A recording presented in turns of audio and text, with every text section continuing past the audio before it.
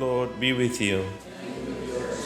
A reading from the Holy Gospel according to Matthew.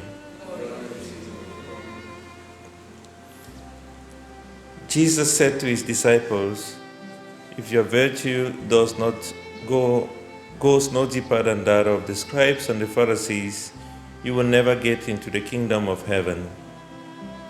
You have learned how it was said to our ancestors, 'You must not kill,' and if anyone does kill, he must answer for it before the court. But I say this to you, anyone who is angry with his brother will answer for it before the court. If a man calls his brother fool, he will answer for it before the Sanhedrin. And if a man calls him renegade, he will answer for it in hellfire.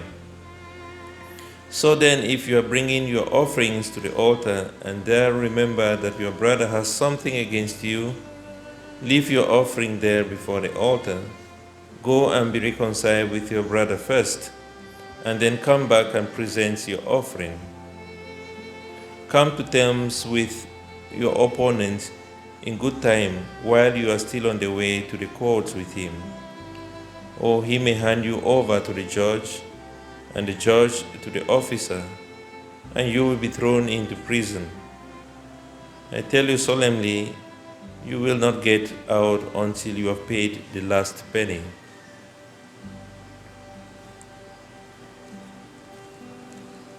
The Gospel of the Lord. So, my dear brothers and sisters, as an introduction to the Sermon on the Mount, I reminded us here in this chapel that we hear words like this. You have heard how it was said to our ancestors, this, and now I say to you. And this is what Jesus is talking about. And when he really talked to the people about, I did not come to destroy or to abolish the law and the prophets, but I came to fulfill them. Therefore, you have heard it said this way, but now I am saying to you as a fulfillment of that law. And then we find something like that today in the Gospel. Now, the Pharisees and the scribes, we are very faithful to God. They did everything in order to please God. They kept the law of the Sabbath to the letter. They did everything possible to fulfill the law. But one thing they did not have is a relationship with each other. It didn't matter if they had problems with their brothers and sisters. It didn't matter if they were not talking to each other. It didn't matter if they treated others badly. Insofar as they had a relationship with God, that was enough. That was enough. And this is what Jesus talks about following Shema Israel. And he says you must love the Lord your God with all your heart, with all your might, with all your strength. And that was it. So it was really important for them to love God. It didn't matter what they did to their brothers and their sisters. Therefore, it was important, even if they were not reconciled with their brothers and sisters, even if they had problems with them, that was no problem, insofar as they had a relationship with God. And do we have that today? Yes. Do we have that as Christians? Yes. Do we have that in the Catholic Church? Yes. We have people who are very faithful to the faith. They go to Mass every Sunday, but outside of Mass, zero relationship with their brothers and sisters. There are people who go to church, they are very faithful, they are always there for every event, they are always there for every Mass, they are always there for literally everything. They read in church, they do everything for God. But then they go out, they are always a problem to people. People don't want them in gatherings because once they come, everything is dark, everything is disorganized. Once they come, nobody can understand each other because of what they say, because of how they live with their brothers and sisters. And so we still have that kind of Pharisaic attitude where people focus on God and they do not care about their relationship with each other. Those are the people who would go to church, but then after Mass, they spend a lot of their time gossiping, backbiting, and doing other things. It doesn't matter if that is, insofar as they can go to church and fulfill the obligation, then it's okay. But this is what Jesus says. Now, you have heard it said, have a relationship with God. Love the Lord your God with all your heart, with all your soul, with all your might. But this, I tell you now, if you have something against your brother, if you bring an offering to the altar, in other words, if you want to make reconciliation with God, and then you remember that your brother, you still have something to settle with your brother. You know that you have not spoken well about your brother. You know that you do not have a good relationship with your brother. It says that you should rather leave your gifts at the altar, go and be reconciled first with your brother and your sister before you come to offer your gifts at the altar. And that Jesus goes to say, therefore it's important that we be reconciled with our brothers and sisters before we think of reconciliation with God. Later on in the gospel, in Matthew's gospel chapter 9 verse 13, he says that, have you not heard it said that what I desire is mercy, not sacrifice. It's not about the Sabbath, it's about love, it's about caring for each other.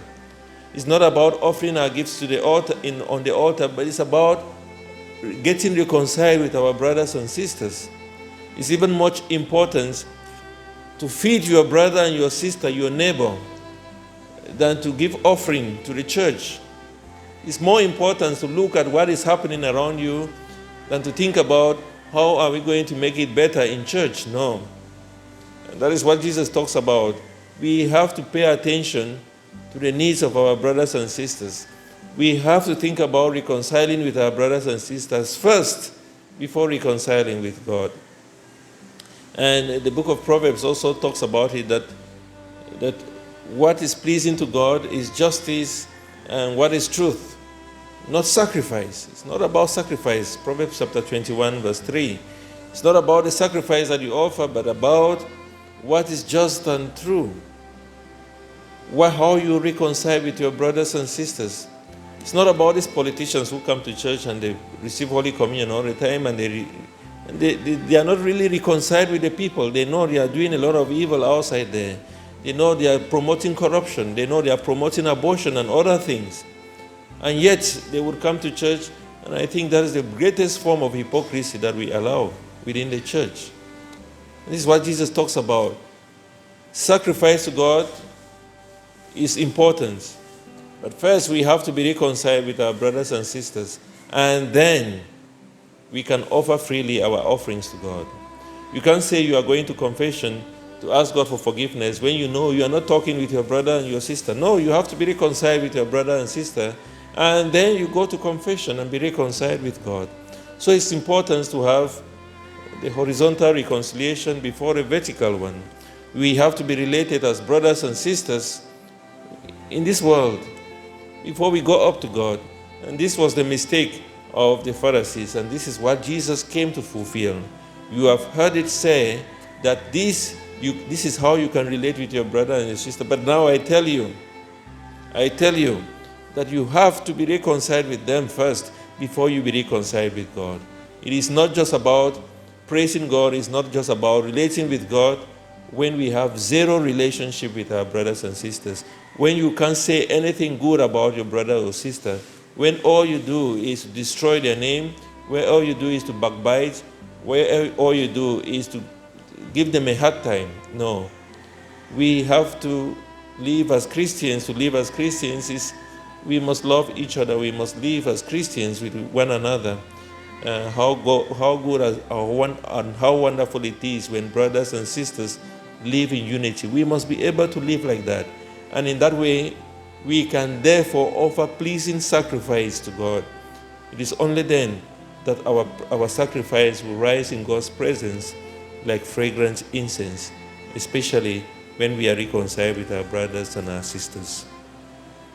My dear brothers and sisters, as we celebrate the feast of Saint Anthony of Padua today, we continue to ask his intercession that we may be able to understand the wisdom that comes from God, the wisdom which is not of this world, but the wisdom that belongs to him, and that we may keep faithful to God at all times, in and out of season, by relating with each other and loving one another.